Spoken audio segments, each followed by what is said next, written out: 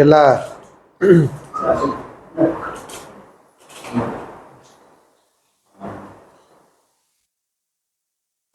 ತಮಗೆ ಗೊತ್ತಿರೋ ಹಾಗೆ ಕಳೆದ 20 ದಿನಗಳ ಹಿಂದೆ ಬೆಳಗಾವಿ ನಗರದಲ್ಲಿ ಈ ಶಿವಮ್ ಅಸೋಸಿಯೇಟ್ಸ್ ಅನ್ನುವಂಥ ಕಂಪನಿ ಮೇಲೆ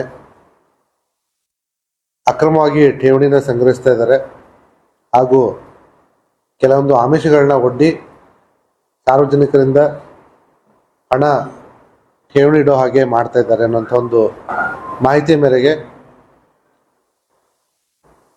ಜಿಲ್ಲಾಧಿಕಾರಿಗಳು ಹಾಗೂ ಜಿಲ್ಲಾ ಪೊಲೀಸ್ ತಂಡದವರು ಇಲ್ಲಿ ಒಂದು ದಾಳಿಯನ್ನು ನಡೆಸಿ ತದನಂತರ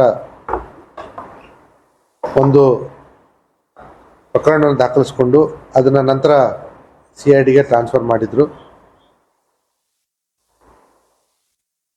ತನಿಖೆ ಕೂಡ CIDಯಲ್ಲಿ ನಡೀತಾ ಇದೆ. ಸಾಮಾನ್ಯವಾಗಿ ನಾವು ಈ ರೀತಿ ತನಿಖೆಯಲ್ಲಿರತಕ್ಕಂಥ ಪ್ರಕರಣದ ಬಗ್ಗೆ ನಾವು ಪ್ರೆಸ್ ಮೀಟ್ ಮಾಡಲ್ಲ. ಆದರೆ ಈ ಪ್ರಕರಣದಲ್ಲಿ ಮಾಡಲೇಬೇಕಾದಂಥ ಪರಿಸ್ಥಿತಿ ಬಂದಿದೆ. ಮುಖ್ಯವಾದ ಕಾರಣ ಏನಂತಂದರೆ ಇವತ್ತಿಗೂ ಕೂಡ ಜನ ಅವರ ಶಿವಮ್ ಅಸೋಸಿಯೇಟ್ನ ಅಕೌಂಟ್ಗೆ ದುಡ್ಡು ಹಾಕ್ತಾ ಇದ್ದಾರೆ. ಈಗಾಗಲೇ ನಾವು ಪ್ರಕರಣ ದಾಖಲೆ ಮಾಡಿಕೊಂಡು ಆ ಕಂಪನಿ ಹಾಗೂ ಅವನ ವೈಯಕ್ತಿಕ ಬ್ಯಾಂಕ್ ಖಾತೆಗಳನ್ನ ಡೆಬಿಟ್ ಫ್ರೀಸ್ ಮಾಡಿಸಿರ್ತೀವಿ. ಆದರೆ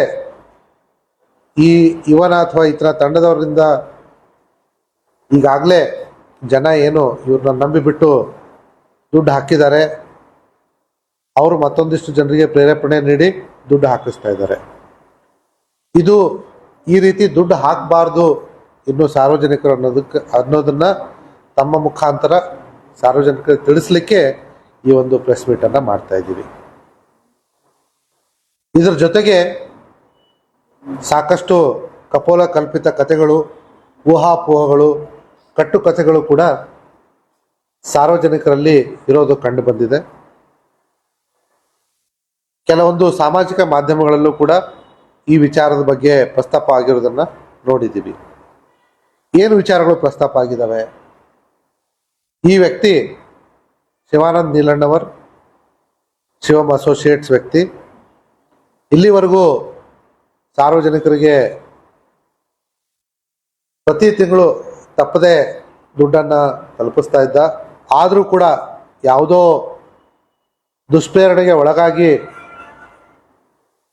ಸರ್ಕಾರದ ಅಂಗಸಂಸ್ಥೆಗಳು, ಜಿಲ್ಲಾಧಿಕಾರಿ ತಂಡ ಆಗಿರ್ಬೋದು, ಪೊಲೀಸರು ಇವ್ರ ಮೇಲೆ ಕ್ರಮ ಕೈಗೊಂಡಿದ್ದಾರೆ. ಇದ್ರ ವಿರುದ್ಧ ಪಿತೂರಿ ನಡೀತಾ ಇರುವಂಥ ಒಂದು ಮಾತು. ಇದ್ರ ಜೊತೆಗೆ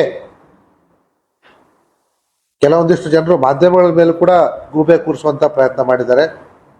ಅವನು ಸರಿಯಾಗಿ ದುಡ್ಡು ಕೊಡ್ತಾ ಇದ್ದ, ಆದರೆ ನಿಮ್ಮಿಂದಾಗಿ ನಮಗೆ ಬರುವಂಥ ದುಡ್ಡು ನಿಂತು ಹೋಗಿದೆ ಅಂತೇಳಿ. ಸಾರ್ವಜನಿಕರು ಒಂದು ಮಾತನ್ನ ತುಂಬ ಚೆನ್ನಾಗಿ ಅರ್ಥ ಮಾಡ್ಕೊಳ್ಬೇಕಾದಂಥ ಅವಶ್ಯಕತೆ ಇದೆ. ಸಾಮಾನ್ಯವಾಗಿ ಈ ರೀತಿ ಸಾರ್ವಜನಿಕರಿಂದ RBI ಅವರಿಂದ ಪರ್ಮಿಷನ್ ತೆಗೆದುಕೊಳ್ಳದೆ ಠೇವಣಿ ತೆಗೆದುಕೊಳ್ಳೋದೇ ಕಾನೂನು ಬಾಹಿರ.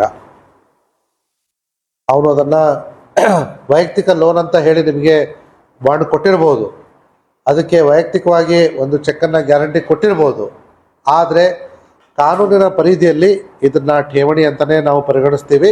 ಮತ್ತು ಈ ರೀತಿ ಠೇವಣಿಯನ್ನು ಸಾರ್ವಜನಿಕರಿಂದ ಸಂಗ್ರಹಿಸೋದು, ಅದು ಯಾವುದೇ ಹೆಸರಲ್ಲಿರ್ಬೋದು, ಲೋನ್ ಅಂತ ಆಗಿರ್ಬೋದು, ಬೇರೆ ಇನ್ಯಾವುದೋ ಹೆಸರಲ್ಲಾಗಿರ್ಬೋದು, ಮಾಡೋದು ತಪ್ಪು. ನಮಗೆ ಈಗಾಗಲೇ ಗೊತ್ತಾಗಿದೆ, ಕಳೆದ 2 ದಿನಗಳ ಹಿಂದೆ ಕೂಡ ಮತ್ತೊಂದು ಇದೇ ರೀತಿಯ ಪ್ರಕರಣದಲ್ಲೂ ಕೂಡ ನಮ್ಮ ಜಿಲ್ಲಾಧಿಕಾರಿಗಳು, ಜಿಲ್ಲಾ ಕಮಿಷನರ್ ತಂಡದವರು ಆಲ್ರೆಡಿ ದಾಳಿ ಮಾಡಿ ಪ್ರಕರಣನ ದಾಖಲೆ ಮಾಡಿಕೊಂಡಿದ್ದಾರೆ. ಅದು ಕೂಡ ಶೀಘ್ರದಲ್ಲೇ CIDಗೆ ಬರಲಿದೆ. ಇಲ್ಲಿ ಬೇಸಿಕ್ ಕ್ವಶನ್ ಇರೋದು ಅದೇ, ಯಾರಾದರೂ ಠೇವಣಿ ಸಂಗ್ರಹಿಸಬಹುದಾ ಇಲ್ವಾ ಅನ್ನುವಂಥದ್ದು. RBIನಿಂದ ಅವಶ್ಯಕ ಬ್ಯಾಂಕಿಂಗ್ ಲೈಸೆನ್ಸ್ ಪಡೆಯದೆ ಅಥವಾ ಇನ್ಯಾವುದೋ ರೆಗ್ಯುಲೇಟರ್ಗಳಿಂದ ಅವಶ್ಯಕ, ಉದಾಹರಣೆಗೆ ಇನ್ಶೂರೆನ್ಸ್ನವರು ಕೂಡ ತಮ್ಮ ಕಡೆಯಿಂದ ಠೇವಣಿ ತಗೊಳ್ತಾರೆ. ಅದಕ್ಕೆ IRDA, insurance regulator and development authority of ಇಂಡಿಯಾದಿಂದ ತಗೊಂಡಿದ್ರೆ ಮಾತ್ರ ಅವರಿಗೆ ಅಧಿಕಾರ ಅಥವಾ ಅವಕಾಶ ಇರುತ್ತೆ ಠೇವಣಿ ಸಂಗ್ರಹಿಸಲಿಕ್ಕೆ, ಅದರ್ವೈಸ್ ಇರೋದಿಲ್ಲ. ಹಾಗಾಗಿ ಅದು ಶಿವಾನಂದ್ ನಿಲಣ್ಣವ್ರ ಪ್ರಕರಣ ಆಗಿರ್ಬೋದು, ಆದಿತ್ಯ ರಾಜ್ ಕ್ಯಾಪಿಟಲ್ ಪ್ರಕರಣ ಆಗಿರ್ಬೋದು, ಎರಡರಲ್ಲೂ ಕೂಡ ಇವರಿಗೆ ಠೇವಣಿ ಸಂಗ್ರಹ ಮಾಡಲಿಕ್ಕೆ ಯಾರೂ ಕೂಡ ಪರ್ಮಿಷನ್ ಕೊಟ್ಟಿರೋದಿಲ್ಲ.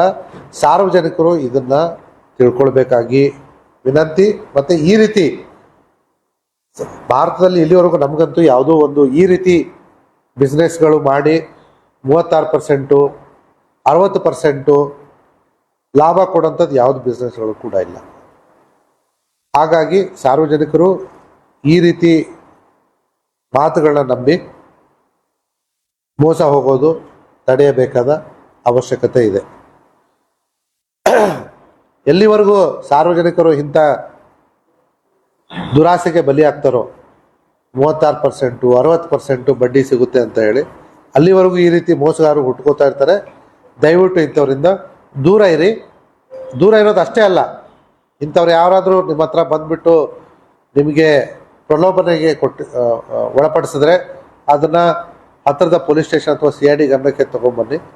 ನಾವು ಅದ್ರ ಬಗ್ಗೆ ಅವಶ್ಯಕತೆ ಇದ್ದರೆ ಇನ್ಕ್ವೈರಿ ಮಾಡ್ತೀವಿ, ಅವಶ್ಯಕತೆ ಬಿದ್ದರೆ ತನಿಖೆ ಕೂಡ ಮಾಡ್ತೀವಿ. ಕೆಲವೊಂದು ವಿಷಯಗಳನ್ನ ನಾನಿಲ್ಲಿ ತನಿಖೆ ಹಂತದಲ್ಲಿ ಇಲ್ಲಿವರೆಗೂ ಏನು ಕಂಡು ಬಂದಿದೆ ಶಿವಾನಂದ್ ನಿಲಣ್ಣವ್ರದ್ದು ಹಂಚ್ಕೊಳ್ತಾ ಇದ್ದೀನಿ. ಯಾಕಂದರೆ ಸಾರ್ವಜನಿಕರಿಗೆ ಗೊತ್ತಾಗಬೇಕು ಅವ್ರ ದುಡ್ಡು ಇಲ್ಲಿವರೆಗೂ ಎಲ್ಲಿ ಹೋಗಿದೆ ಅಂತ ಹೇಳಿ. ಇಲ್ಲಿವರೆಗೂ ಕೂಡ ಅವನು ಮಾಡ್ತಾ ಇದ್ದದ್ದು ತುಂಬ ಸುಲಭವಾದ ಕೆಲಸ. ಹೊಸ ದುಡ್ಡು ಯಾವುದು ಬರುತ್ತೋ ಆ ದುಡ್ಡನ್ನು ಹಳಬರಿಗೆ ಬಡ್ಡಿ ಮುಖಾಂತರ ಕೊಡ್ತಾ ಇದ್ದ. ಉದಾಹರಣೆಗೆ 2025ರಲ್ಲಿ ಅವನಿಗೆ 1000 ರೂಪಾಯಿ ಒಟ್ಟು ಠೇವಣಿ ಇದ್ದರೆ ಅವನಿಗೆ ಮುಂದಿನ ವರ್ಷ ಅಂದರೆ 2026 ಪ್ರತಿ ತಿಂಗಳು ಅವನು ಕೊಡಬೇಕಾದ ಮೊತ್ತ 360 ರೂಪಾಯಿ ಪ್ರತಿ ತಿಂಗಳು.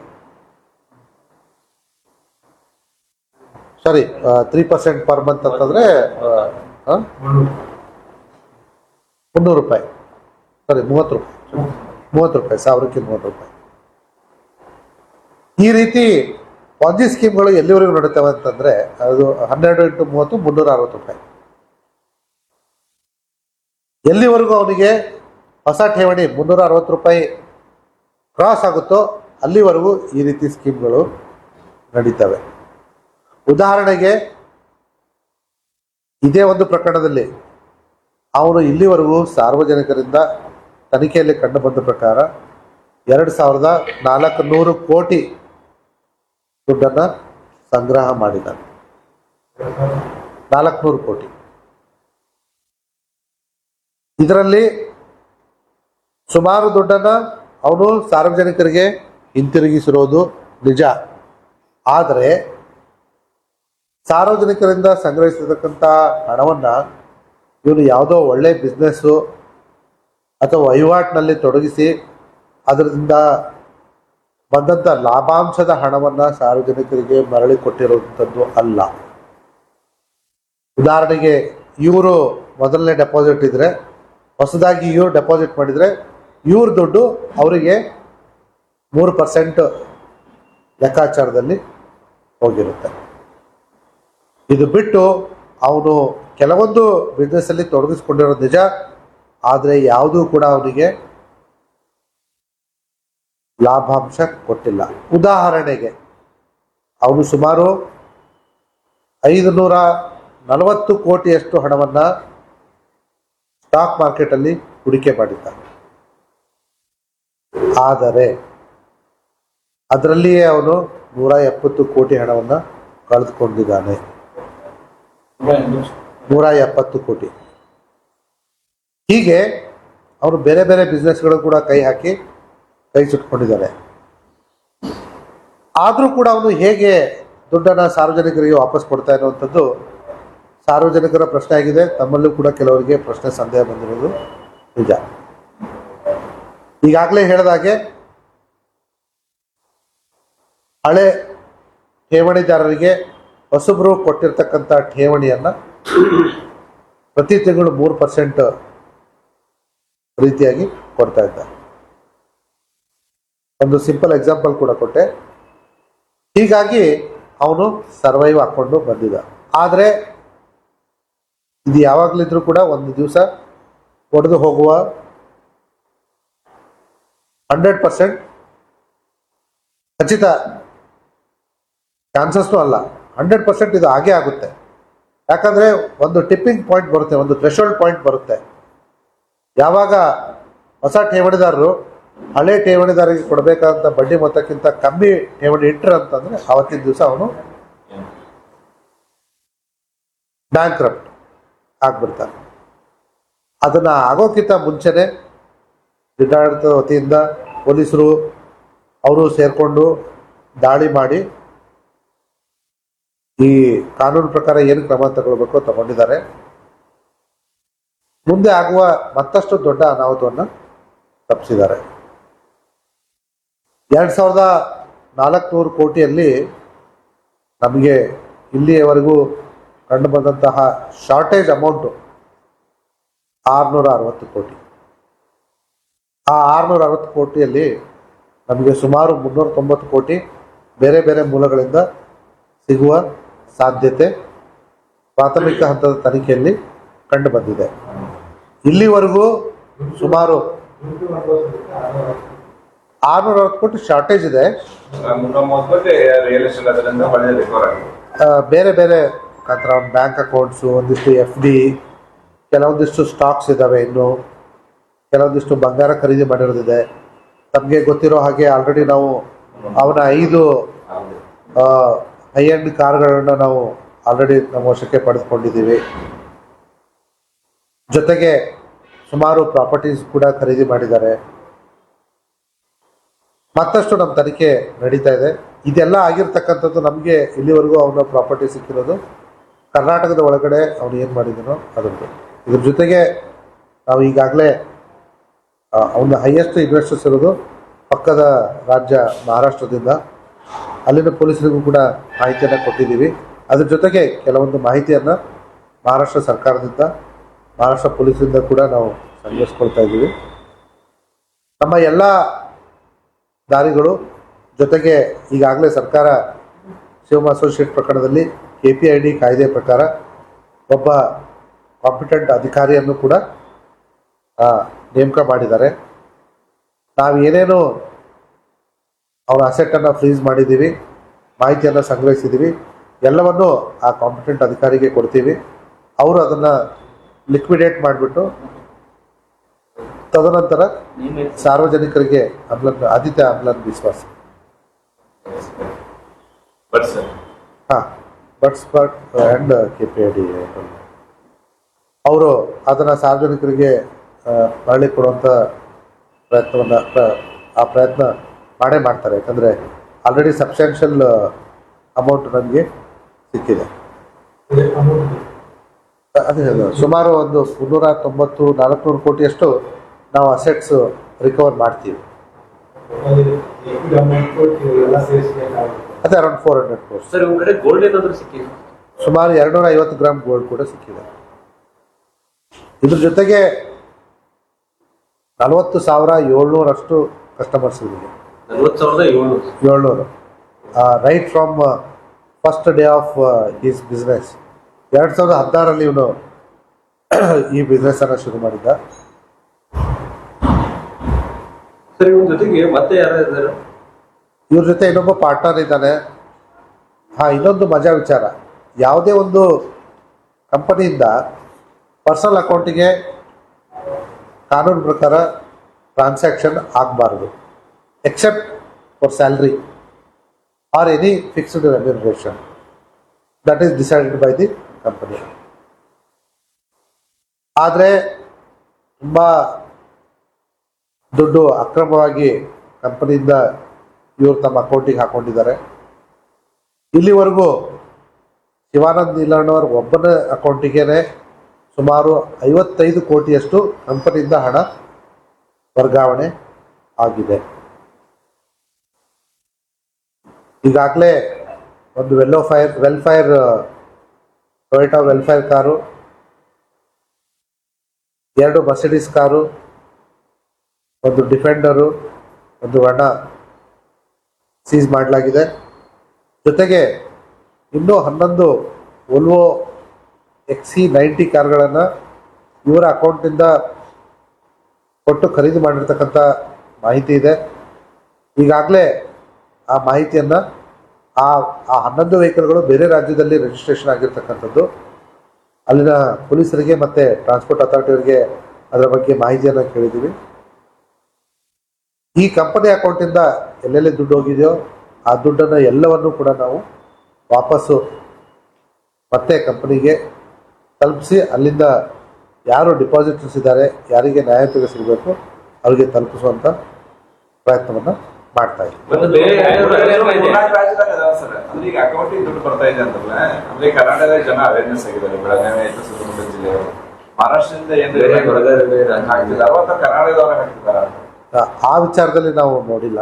ಆದರೆ ನಾವು FIR ಆಗಿರೋ ದಿವಸ ಅದು ಮರುದಿವಸ ನಾವು ಡೆಬಿಟ್ ಫ್ರೀಸ್ ಮಾಡಿರ್ತಕ್ಕಂಥದ್ದು, ಅವತ್ತಿನ ಬ್ಯಾಲೆನ್ಸ್ ತೊಗೊಂಡಿದ್ವಿ.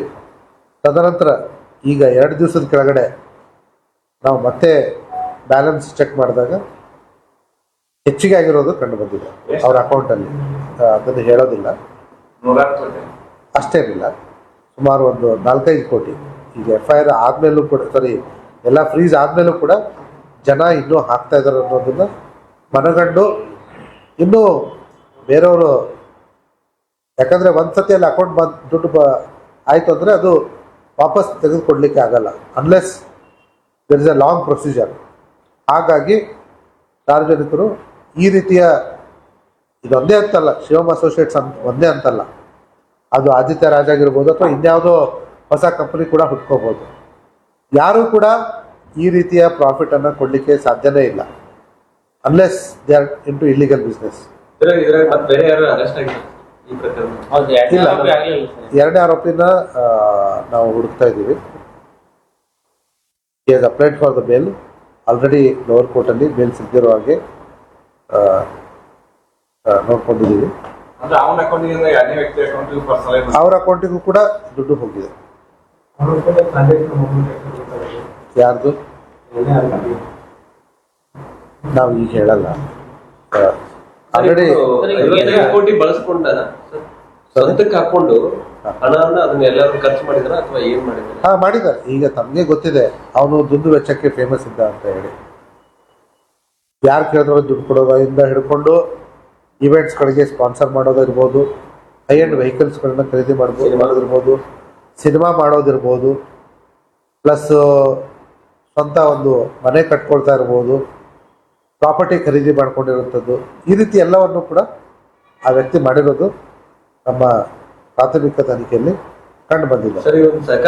ಇವರು ನಿಜವಾಗ್ಲೂ ಒಳ್ಳೆ ಬಿಸ್ನೆಸ್ ಮಾಡಿ ಪ್ರಾಫಿಟ್ ತಗೊಂಡು ಅದರಲ್ಲಿ ಅವರು ಒಂದು ಲಾಭಾಂಶ ಇಟ್ಕೊಂಡು ಮಾಡಿದರೆ ಯಾರಿಗೂ ಕೂಡ ತೊಂದರೆ ಇರಲಿಲ್ಲ. ಆದರೆ ಇವರು ಮಾಡಿರ್ತಕ್ಕಂಥದ್ದು ಎಲ್ಲವನ್ನೂ ಕೂಡ ಸಾರ್ವಜನಿಕ ಹಣವನ್ನು ಪಡೆದುಕೊಂಡು ಅದಕ್ಕೆ ಹೆಚ್ಚಿನ ಬಡ್ಡಿಯನ್ನು ನೀಡ್ತೀವಿ ಅಂತ ಹೇಳಿ ಆಮಿಷವೊಡ್ಡಿ ಆ ದುಡ್ಡನ್ನು ತಮ್ಮ ವೈಯಕ್ತಿಕ ಕೆಲಸಗಳು, ದುಂದು ವೆಚ್ಚ ಹಾಗೂ ಕೆಲವೊಂದು ಜನರಿಗೆ ಹೆಚ್ಚಿನ ಬಡ್ಡಿಯನ್ನು ಕೊಡಲಿಕ್ಕೆ ಉಪಯೋಗ ಮಾಡಿರ್ತಕ್ಕಂಥದ್ದು. ಇಲ್ಲಿವರೆಗೂ ಒಂದು ನಯಾ ಪೈಸೆ ಕೂಡ ಅವನು ಯಾವುದೇ ಬಿಸ್ನೆಸ್ಸಲ್ಲಿ ಪ್ರಾಫಿಟ್ ಮಾಡಿಲ್ಲ, ಇನ್ಕ್ಲೂಡಿಂಗ್ ಸ್ಟಾಕ್ ಮಾರ್ಕೆಟ್. ಈಗ ಜನ ಇದನ್ನ ದಿಕ್ ತಪ್ಪಿಸುವಂತದ್ದನ್ನ ಮಾಡ್ತಾರೆ. ಅಂದ್ರೆ ಜನ ಮೀನ್ಸ್ ಇವನಿಂದ ಯಾರು ಲಾಭ ಪಡ್ಕೊಂಡು ಸೋಷಿಯಲ್ ಮೀಡಿಯಾದಲ್ಲಿ ಬೈಟ್ ಮಾತಾಡಿ ಹಾಕ್ಬಿಡೋದು ಅಂತವ್ರ ಮೇಲೆ ಏನಾದ್ರು ಶಿಸ್ತು ಕ್ರಮ ಕೈಗೊಳ್ತಾರ ಅಂತ. ಯಾಕಂದ್ರೆ ಮುಂದಿನ ಅಪರಾಧಕ್ಕೆ ಅವ್ರೂ ಒಬ್ಬರು ಕಾರಣ ಆಗ್ಬಿಡ್ತಾರೆ. ನಾನು ಈಗಾಗಲೇ ಹೇಳಿದೆ, ಕೆಲವೊಂದು ಸಾಮಾಜಿಕ ಮಾಧ್ಯಮಗಳಲ್ಲಿ ನಾವು ಆ ರೀತಿಯ ತೊಡಕುಗಳನ್ನು ನೋಡಿದ್ದೀವಿ. ಹಾಗಾಗಿಯೇ ಈ ಒಂದು ಪ್ರೆಸ್ ಮೀಟು ತಮ್ಮಗಳ ಮುಖಾಂತರ ಮೊದಲನೇ ಬಾರಿಗೆ ನಮ್ಮ ಸಾರ್ವಜನಿಕರಿಗೆ ಒಂದು ಸಂದೇಶ ರವಾನೆ ಆಗಲಿ ಅಂತೇಳಿ. ಅದ್ರ ಜೊತೆಗೆ ಈ ರೀತಿ ಯಾರು ಮುಂಚೆ ಅವ್ರ ಪರವಾಗಿರ್ತಕ್ಕಂಥ ಏಜೆಂಟ್ ಇರ್ಬೋದು, ಅವ್ರ ಪರವಾಗಿ ದುಡ್ಡು ತಗೊಂಡು ಮಾಡಿರ್ತಕ್ಕಂಥ ವ್ಯಕ್ತಿಗಳಿರ್ಬೋದು, ಅಥವಾ ನಿಜವಾಗ್ಲೂ ಜೆನ್ಯೂನ್ಲಿ ತಾವು ಲಾಭಾಂಶ ಗಳಿಸಿದ್ದೀವಿ ಅಂತಲೂ ಅಂದ್ಕೊಂಡಿರ್ಬೋದು. ಎಲ್ರಿಗೂ ಕೂಡ ಕಾನೂನು ಪ್ರಕಾರ ಏನಾಗಬೇಕು ಅವರಿಗೆ ಹಾಗೆ ಆಗುತ್ತೆ. ಈಗ ಆಲ್ರೆಡಿ ನಾವು ಅಂಥ ಜನರನ್ನು ಐಡೆಂಟಿಫೈ ಮಾಡಿದ್ದೀವಿ, ಅವರಿಗೆ ನೋಟಿಸ್ ಕೂಡ ಕೊಟ್ಟು ಕರಿತೀವಿ. ಇಲ್ಲಿವರೆಗೆ ಅವ್ರು ಎಷ್ಟು ಲಾಭಾಂಶ ತೊಗೊಂಡಿದ್ದಾರೆ ಕೇಳ್ತೀವಿ. ಫಸ್ಟ್ ಆಫ್ ಆಲ್ ಅವ್ರು ಅಲ್ಲಿ ಇಟ್ಟಿರೋದು ಕೂಡ ಕಾನೂನು ಬಾಹಿರ. ಈ ರೀತಿ ಅನ್ರೆಗ್ಯುಲೇಟೆಡ್ ಯಾರೇ ಇರಲಿ, ಅಲ್ಲ ಅಂದ್ರೆ ಏನಾಗ್ತದೆ ಸರ್, ಯಾರಾದ್ರೂ ಹೆಚ್ಚಿನ ಬೇರೆ ಲಾಭಾಂಶ ತಗೊಂಡಿದ್ರೆ ಅವ್ರು ವಾಪಸ್ ಕೂಡ ಕೊಡ್ಬೇಕು, ಅಲ್ಲ, ಇಲ್ಲಾಂದ್ರೆ ಸರ್ಕಾರ ಅವ್ರ ಆಸ್ತಿನ ಮುಟ್ಟುಗೋಲು ಹಾಕೋದು. ಇಂಥ